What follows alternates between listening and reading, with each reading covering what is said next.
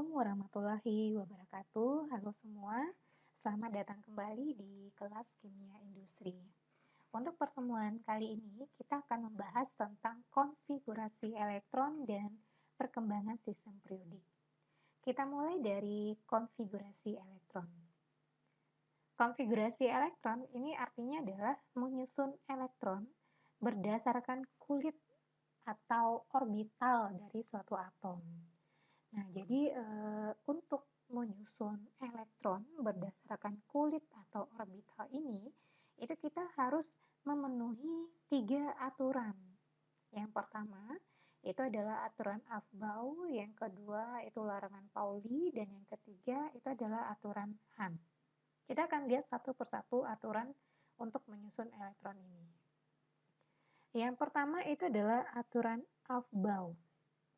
Nah, aturan Aufbau ini berbunyi, elektron itu mempunyai kecenderungan untuk menempati subkulit dengan tingkat energi yang lebih rendah terlebih dahulu. Nah, jadi di sini ya, ini merupakan urutan tingkat energi kulit dan subkulit suatu atom. Jadi kalau kita lihat di sini ada 4 subkulit, yaitu subkulit S, subkulit P, subkulit D, dan subkulit F. Nah, dan angka di depan subkulit ini disebut dengan kulit. Nah, jadi ada kulit 1 ya, ada kulit 1, kulit 2, kulit 3, 4, 5 hingga ke kulit yang ke-7. Nah, jadi untuk urutan subkulit ini, subkulit 1S ini mempunyai tingkat energi yang paling rendah, yang nanti akan disusul naik ke subkulit S, 2S, naik ke subkulit 2P, 3S, 3P, hingga terakhir itu ke subkulit 7P. Dan masih ada lagi di sini harusnya 8S. Yang terakhir ke subkulit 8S. Jadi subkulit yang paling rendah itu adalah 1S2, yang paling tinggi itu adalah 7P atau 8S. Nah, jadi untuk pastinya elektron itu yang bisa mengisi subkulit tertentu juga terbatas. Jadi elektron yang mengisi subkulit ini itu dituliskan dalam bentuk pangkat. Jadi misalkan yang subkulit S ini maksimal terisi 2 elektron. Jadi subkulit ini itu maksimal dibuat 1S2, dituliskan 1S2. Itu juga dengan P. P ini maksimal terisi 6 elektron. Jadi maksimal untuk subkulit P akan dituliskan 2P6. Kalau kurang dari 6 elektronnya atau 5 misalkan ya, berarti bisa dibikin 2P5. 2P4 atau 2P3. Tidak akan mungkin di subkulit P ini berisi 2 dituliskan menjadi 2P7 karena sudah melewati batas maksimal elektron di dalam orbitalnya. Nah, jadi saat menuliskan konfigurasi elektron, itu kita harus menuliskannya secara urut berdasarkan tingkat energi subkulit dari yang terendah ke yang tertinggi. Seperti itu. Jadi mulai dari 1S2, 2S2, kemudian 2P6, 3S2, 3P6, 4S2, dan seterusnya. Nah, itu aturan Aufbau, mengisi elektron dari tingkat energi yang lebih rendah kemudian ke tingkat energi yang lebih tinggi. Nah, untuk urutan tingkat energi ini sebaiknya dihafal, dipahami cara mengurutkannya. Kemudian kita masuk ke larangan Pauli. Nah, larangan Pauli ini menyatakan bahwa di dalam satu atom itu tidak boleh terdapat 2 elektron dengan 4 bilangan kuantum yang sama. Nah, contohnya seperti ini. Untuk kulit N, kulit utama, ini L subkulit. Jadi bilangan kuantum ada 4 ya.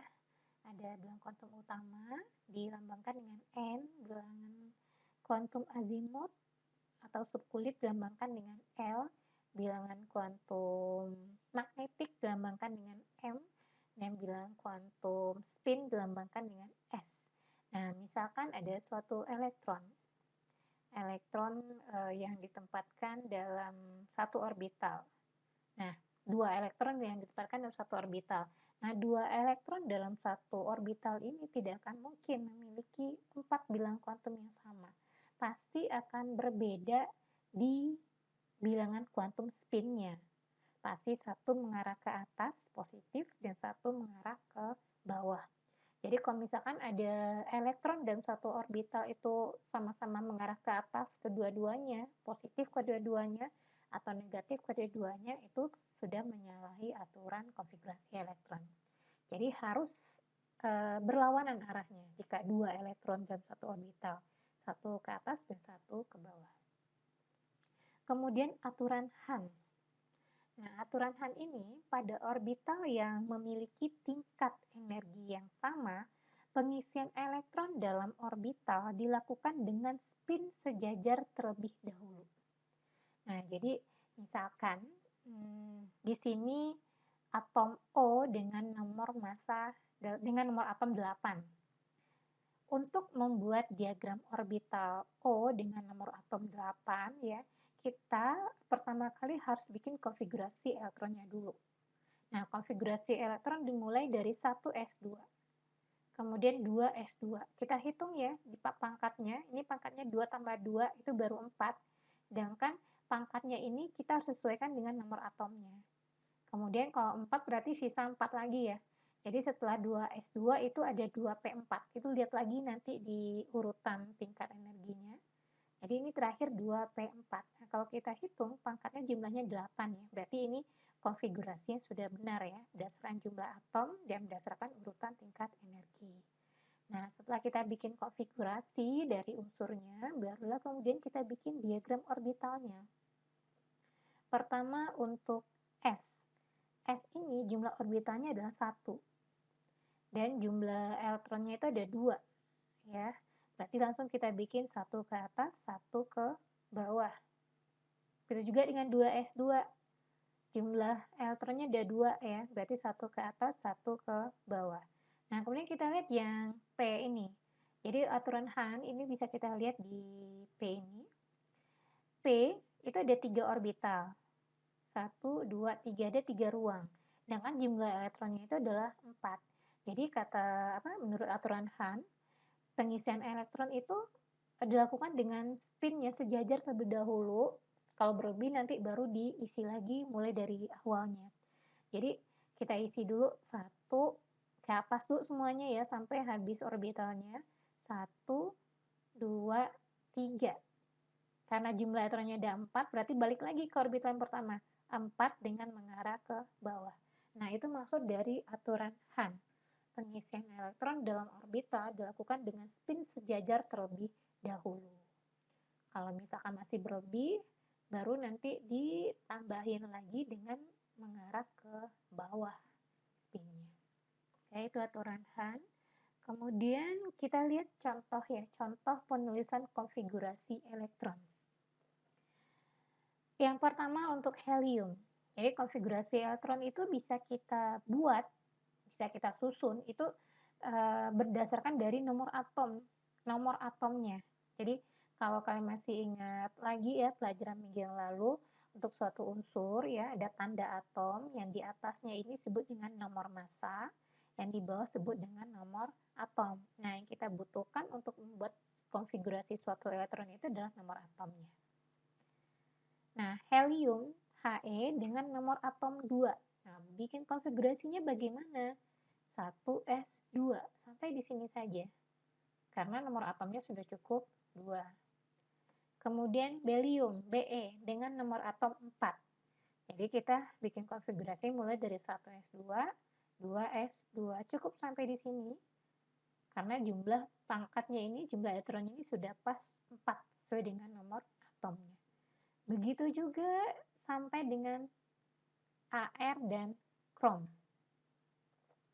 Jadi untuk krom dengan nomor atom 24, awalnya kita susun dari tingkat energi yang paling rendah, 1s2, 2s2, 2p6, ya, 3s2, 3p6, 4s1, 3d5. Nah, untuk yang ini harusnya 4S2 3D4. Tapi di sini diberlakukan aturan penuh dan setengah penuh. Dah. Ini adalah singkatan dalam menyusun elektron ya, berdasarkan gas mulia. Jadi elektron-elektron dengan nomor atom yang besar, artinya berelektron banyak, itu bisa kita singkat konfigurasinya dengan menggunakan atom-atom gas mulia seperti ini. Ya, bisa menggunakan He ya, kalau misalkan nomor atomnya itu 4 ya, misalkan bisa mulai dari He2, kemudian 2S2. Contohnya seperti ini ya. Ini Cl, klor dengan nomor atom 17. Kalau kita bikin konfigurasi seperti biasa, ini sepanjang ini. Tapi kalau kita singkat menggunakan atom gas mulia, untuk bikin konfigurasi klor bisa kita mulai dari gas mulia Ne. Ne di sini ya, Ne berarti jumlah atomnya 10. Nah, seperti ini Ne, kemudian nyambung 3S2, 3P5. Nah, setelah Ne kan 3S2 ya. Jadi berarti ini 10, 11, 12, berarti sisa 5 lagi untuk mencukupi 17. Nah, jadi ini maksudnya dalam mempersingkat konfigurasi elektron dengan menggunakan aturan gas mulia. Kalau ini adalah cara panjangnya. Boleh terserah mau menggunakan cara konfigurasi yang mana, tapi seandainya nanti di soal diminta untuk membuat konfigurasi elektron dengan menggunakan aturan gas mulia, ya kan harus menggunakan aturan seperti ini. Nah, kayak Ar, argon dengan nomor 18 ya, itu bisa disingkat dengan Ar saja. Karena kebetulan argon ini merupakan gas mulia. Untuk krom ya, untuk krom itu kita bisa mempersingkat konfigurasinya dengan menggunakan gas mulia argon. Argon itu berjumlah 18. Jadi untuk bikin konfigurasinya tinggal kita tambahin sisanya. 18 berarti 4S1, 19 tambah 5, 24. Baiklah, kita lihat penyimpangan dari aturan umum untuk konfigurasi. Penyimpangan ini berlaku untuk subkulit D.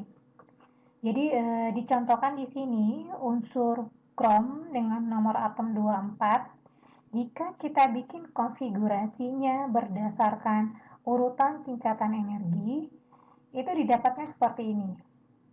Ar 4S2 3D4. Ini adalah konfigurasi singkatan dengan menggunakan atom gas mulia. Nah, di sini konfigurasi seperti ini dikatakan kurang stabil. Kenapa?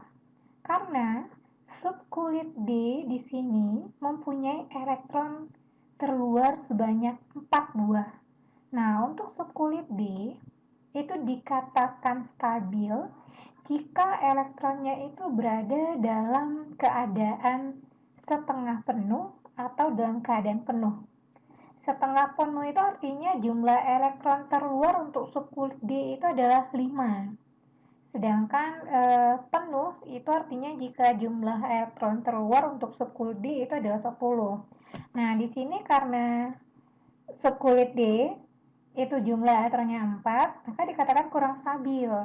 Nah, supaya konfigurasi untuk unsur krom ini stabil, kita harus membuat subkulit D ini menjadi setengah penuh atau penuh. Nah, karena di sini elektron keluarnya mendekati setengah penuh, 5, jadi kita harus jadikan stabilnya setengah penuh. Nah, caranya bagaimana? Dengan mengambil satu elektron di 4S2. Kita ambil satu elektron, sehingga konfigurasi stabil akan menjadi seperti ini. 4S1, 3D5. Begitu juga dengan Cu dengan nomor atom 29. Jika dibuat konfigurasi elektron dengan menggunakan singkatan gas mulia akan seperti ini. 4S2 3D9. Nah, di sini subkulit D jumlah elektronnya 9. Itu artinya kurang stabil ya. Jadi supaya stabil harus kita jadikan subkulit D-nya penuh. Karena 9 mendekati 10 ya. Jadi harus elektronnya harus dijadikan stabil penuh, D10. Nah, caranya sama dengan yang krom tadi. Kita harus mengambil satu elektron di subkulit S, sehingga akan menjadi 4S1, 3D10. Nah, sekarang kita masuk ke konfigurasi ion. Bagaimana menyusun elektron dalam bentuk ion. Ion itu terbagi dua, ada ion positif dan ion negatif. Ion positif itu contohnya K, misalkan K, kalium, K+. Nah, ion positif ditandai dengan simbol plus. Nah, arti positif di sini, si atom melepas sebagian elektronnya. Berapa banyak elektron yang dilepas itu tergantung plusnya, plus berapa. Jika satu elektron yang dilepas berarti hanya plus saja, K+. Tapi jika dua elektron yang dilepas berarti itu simbolnya akan K2+. Itu artinya si atom K melepas 2 elektron. Nah, ion negatif itu sebaliknya. Itu artinya jika si atom netral itu menerima atau menangkap elektron. Contoh, Cl, klor, Cl-. Itu artinya si atom klor itu menangkap satu elektron. Atau S2-. Nah, itu artinya si ion S menangkap 2 elektron. Nah, elektron yang dilepas atau elektron yang ditangkap ini terletak pada kulit terluarnya. Nah, kita lihat contohnya ya. Contoh soal konfigurasi ion. Yang pertama, itu diketahui nomor atom Fe26. Konfigurasi elektron untuk ion Fe3+ adalah ion Fe3+ itu artinya plus artinya melepas. Yang melepas berapa? Melepas 3 elektron. Sebanyak berapa plus di sini?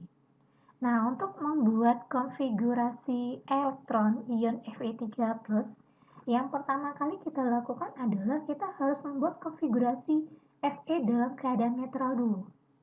Dalam keadaan netral itu artinya si atom Fe tidak melepas atau tidak menerima elektron. Nah, membuat konfigurasinya dengan cara yang sebelumnya ya, berdasarkan tingkatan energi, mulai dari 1s2, 2s2, 2p6, sampai 3d6. Nah, ini elektron pangkat tusuk kulit ini sama dengan jumlah elektronnya. Jumlah elektronnya ini disesuaikan dengan jumlah atomnya. Ini sudah pas 26, berarti konfigurasinya sudah benar. Nah, setelah kita bikin konfigurasi si atom dalam keadaan netral, barulah kita melakukan konfigurasi dalam bentuk ion Fe3+.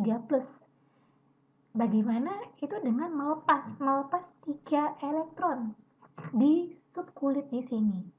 Nah, yang kita lepas itu adalah elektron di kulit terakhir atau di kulit terbesar.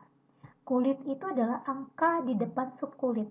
Kalau di sini subkulitnya ada subkulit S dan subkulit P dan subkulit D. Nah, angka yang di depan subkulit itu disebut dengan kulit. Kulit terbesar di sini adalah kulit 4. Nah, berarti kita harus melepas elektron di kulit terbesar ini atau di kulit terakhir ini. Nah, kulit terakhirnya di sini ada 2 elektron. Kita lepas dulu 2. Lepas 2, berarti kulit 4 itu sudah habis, sudah hilang gitu ya. Kita butuh 1 elektron lagi yang kita lepas. Berarti kita lepas di sebelahnya ini. Lepas 1 elektron di subkulit T. Sehingga konfigurasinya kita urutkan lagi. Sehingga akan menjadi seperti ini. 3p6, 3d5. 4s2-nya hilang, D-nya berkurang 1 elektron. Nah, seperti itu. Begitu juga dengan soal nomor 2. Atom S dengan nomor atom 16 diminta membuat konfigurasi elektron untuk ion sulfida S2-. Tetap seperti di nomor 1, kita harus bikin konfigurasi netral untuk si atom S dulu. Ini sudah benar konfigurasinya ya. Nah, kemudian S2-, 2- negatif, yaitu artinya si atom S menangkap sebanyak 2 elektron. Elektron itu ditangkap oleh siapa? Oleh kulit terakhir di sini. Ini kulit terakhirnya di kulit 3. Kita ambil 3 ujung, kan ada 2 buah 3 ya di sini. Berarti kita ambil di kulit 3 paling akhir. Nah, di sini. 4, 3p4 menangkap 2 elektron, sehingga elektronnya 4 ini bertambah 2 menjadi 3p6. Nah, begitu cara membuat konfigurasi untuk ion. Nah, sekarang kita masuk ke sejarah perkembangan sistem periodik unsur.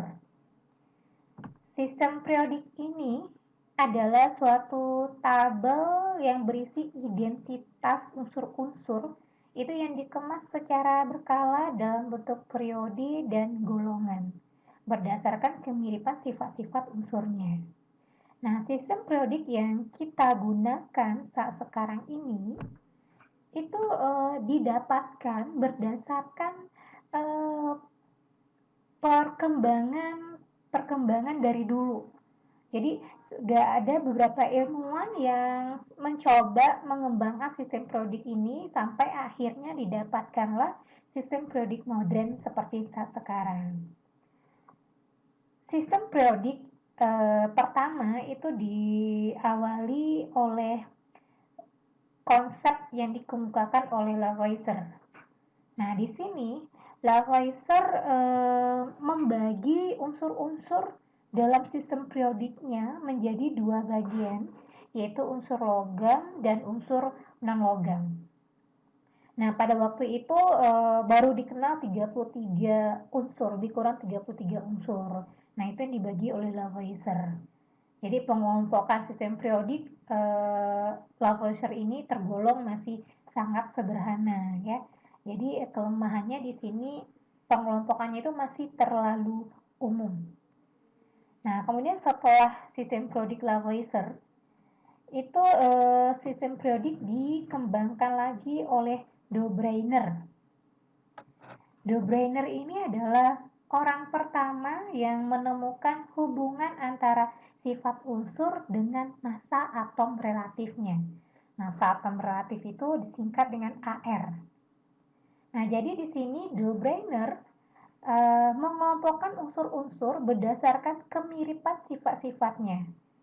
Dia mengelompokkan unsur itu kelompok unsurnya itu terdiri dari 3 unsur sehingga disebut dengan sistem periodik triad. Nah, di dalam contoh seperti ini. Jadi di contoh pengelompokannya ini seperti kalsium, strontium, dan barium. Jadi setiap kelompoknya itu terdiri akan 3 unsur seperti ini.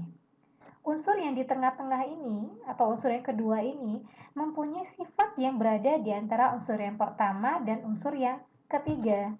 Dan unsur yang kedua ini atau yang tengah-tengah ini juga memiliki massa atom yang sama dengan massa rata-rata dari unsur pertama dan unsur ketiga. Nah, seperti itu pengelompokan oleh Dobryner berdasarkan sistem triad. Nah, di sini ada kekurangan dari sistem periodik ini, yaitu kurang efisien karena ada beberapa unsur yang tidak termasuk dalam kelompok triad, padahal sifatnya sama dengan unsur yang ada di dalam kelompok triad tersebut. Kalau kelebihan dari sistem Dobryner ini lebih bagus ya daripada Lavoisier, karena di sini ada keteraturan dalam pengelompokan unsur berdasarkan kemiripan massa atom unsur tersebut.